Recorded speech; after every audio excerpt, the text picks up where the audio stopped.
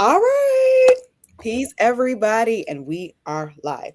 I am your host, Brenda Williams, founder of Culture Shifters Unite. We are a womanist multimedia platform that centers storytelling, placemaking, and communal care. And we do this through Solo Believe Her, the podcast, the Brenda Williams Show, and our live event, Unnetworking. And we are super excited today because we're joined by one of our panelists, Lindiwe Lester. And this particular convening is more than just how to publish your book. We want to know and to support you in how do you tell and build capacity for your legacy, for your dream, for your vision. Some of you may, as one of my dear girlfriends shared with me earlier this week, she hasn't published yet, but she's written a children's book that she's sat on for a number of years. It's just sitting there waiting. And we all know that life is what happens when we're busy making other plans. But we do understand too, also, we do get divine downloads. We do have wisdom. When we publish a book, as Linda has done, she's been able to archive her life, her expertise, her experience, and her wisdom. And that's going to help someone else. So for over 3 decades, Linda has helped leaders lead with confidence, integrity, and purpose. And her work reminds us that most transformative leadership doesn't begin with authority, but it begins with service. And she'll be joining the incredible panel, and I want to welcome her. So, Linda, we thank you so much for joining us today. Thank you. And you have a pretty remarkable story because not only are you a published author, but you also have a publishing house. So if you could give us some of the backstory of how that all came into being. Okay, so I have been writing for a while, not publishing, but writing. I've got a background in instructional technology or developing instruction, so I've been writing training designs and that kind of thing, and I also have done some PR work for organizations. I also have coached and helped students at a while ago at Wayne State University. You could finish all the requirements for your bachelor's degree, but you had to complete an English and math proficiency exam. And I think there was a lawsuit that happened as a result of that. But I work with students writing to be able to complete those essays to pass the English proficiency. So I spent years doing that. I've been editing. I work with a lot of foreign students on their doctoral dissertations. I work with people who had a story to tell, editing and designing their books. So when I formally retired from work, I decided to write. I did a lot of research. I talked to a friend of mine who worked for a publishing company and asked her, should I get an agent? And so I sent her some of the things that I was writing. And she said, at least what she did, she worked with authors, but she said, you are so far beyond the kind of work that I do because most people don't even know how to, it's almost like conjugate verbs, but couldn't write coherent paragraphs. And then she said, and then your layout. So I had done desktop publishing for years. So I was able to design the pages too. So she said, it's a long shot. Most of the time, you're not going to make not make a bunch of money on publishing unless you're a really big name. Then I go to the National Book Club Conference. I've gone there several times. That's in Atlanta, met authors and independent authors, and they were saying the same thing. So what I did was my husband and I, we already had a consulting business, educational consulting, planting seeds of excellence. So we converted that into publishing our books. So that's how the publishing, it's small. It's just our books there. But independent publishing, how that came about. And then the writing came about because I had been writing. I'm a pretty verbal person. except for when in executive coaching, you really shift to being an extraordinary listener.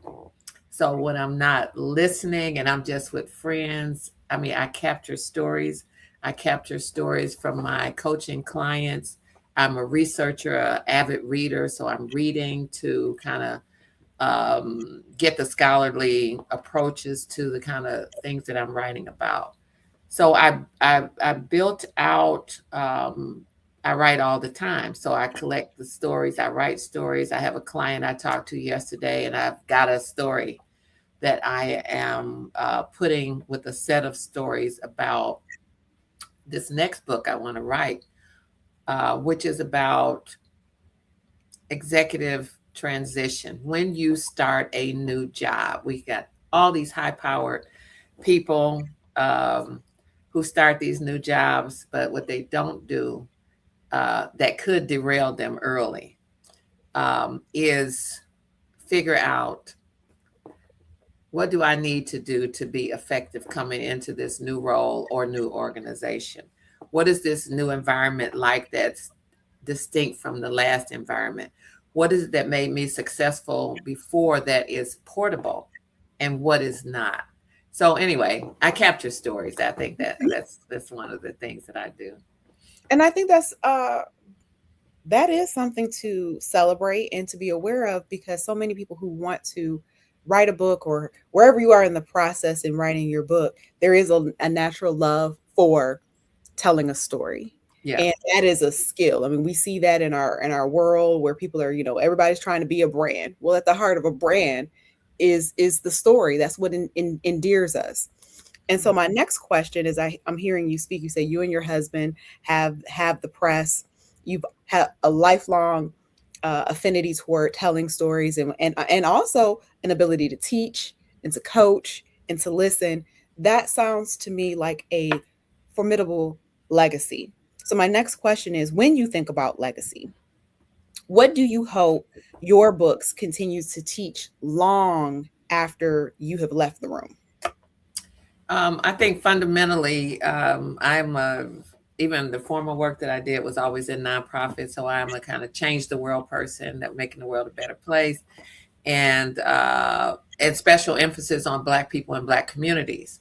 Although my coaching work is leaders of all ethnicities. However, undergirding every book that I've written is a humanistic approach. It's a humanistic approach. All the books I have written are not necessarily about the technical skills of leading, but about people leadership. And the more we can get in touch and value our own humanity, we can value that in others, which inspires people to do more for you if you're a leader, to do more with you. But the more we diminish people, the more we are, some leaders are pretty tyrannical in their approach to leading, the less productive their people are going to be, and the shorter their tenure is going to be in time, right? So, from a legacy perspective, I think it's in terms of making the world a better place.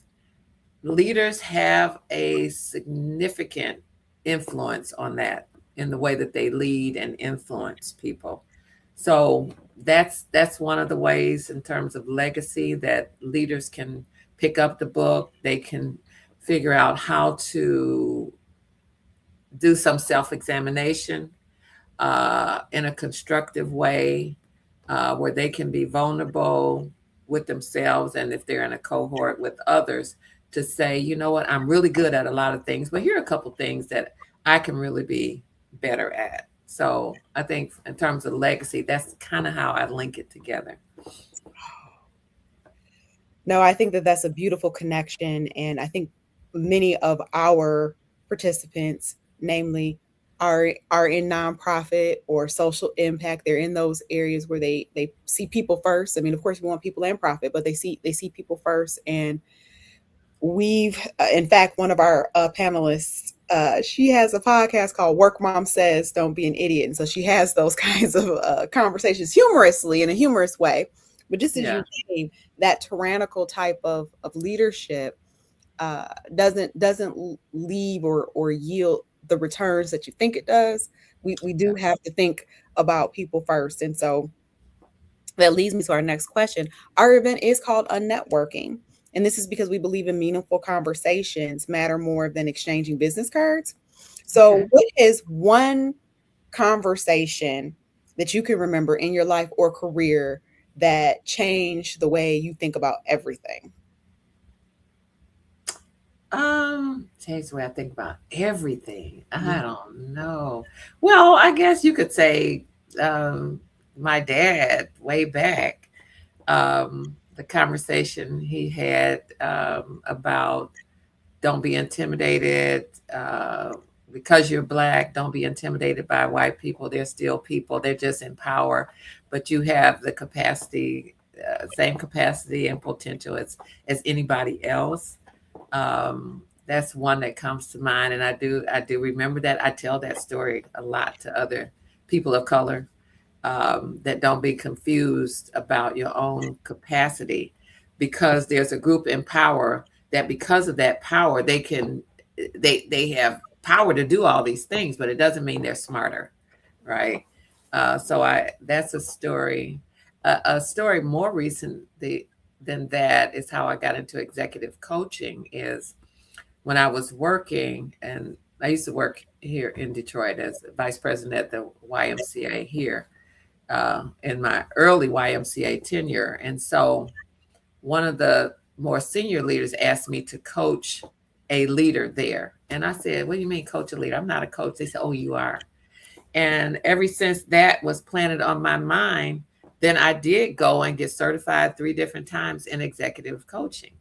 But it didn't cross my mind that that was part of how people saw my identity as a coach. They said that was really my style. And for me, I don't own labels that I don't feel that I have really done the work. So I did go get all these certifications and stuff and research, and I still do ongoing work around executive coaching, continuing to hone the skills. So those two conversations I think about kind of immediately, that kind of shifted my thinking. I love that because I hope that our listeners even take inventory of their own lives, because I do think that it's a conversation, a story, someone who maybe sees something in us that maybe we don't. I love that early on encouragement that you got from your father that has stayed with you. And then again, that witnessing that someone saw something, maybe you don't see yourself there, but it's very plain. It's very plain to us. Right. Yeah, this is who you are and what you do. And so this brings me to our last question. As someone is listening, maybe on the fence about this, or even maybe procrastinating a bit on their manuscript, um, I'll say I, but sitting on that manuscript, if someone is watching today, what would you say to them um, about the impact of that book that is just sitting in the drawer or waiting in the computer to encourage them to go ahead and publish the book? Let 2026, well, I can't believe we're more than halfway through We 2026. are. Yeah, but let's make the publishing more immediate. What I would say is to think about. So I've thought about this a lot of different ways, because as you write, you start thinking like, why am I writing it? Who cares? And so the first thing is I'm writing it because I want to write it, and your first customer is yourself. That you have something to say, and if nobody bought it, or if you published it and just said I'm going to give away 50 books to my family or whatever, but it's to see it that I do really sincerely believe I have something to say that's worth sharing, right? So to just increase that conviction, that and confidence that I have something worth sharing and I'm going to put this out, is a some for some people it's a personal goal just to publish, right? So if it's that basic, I just want to publish. How do you, what is it that will give you the energy, the inspiration, the discipline to just finish? And maybe that's it. I just want to finish by the end of the year and be done. And maybe next year I'll go back and edit it some more. Um, I think I just think that's the main thing because as I think about this fourth book on leadership, because I've written with my husband on some African history because we taught that for a long time. Um, but I'm writing it because this is something that really interests me.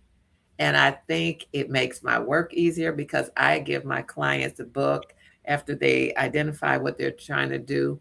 I said, you know what? Read this chapter before the next time we talk and see if there are any insights there. So I think finding your reason for writing. I think the other thing is just the discipline. Like I carve out in my calendar writing days. Now, they say if you're a writer, you should write every day.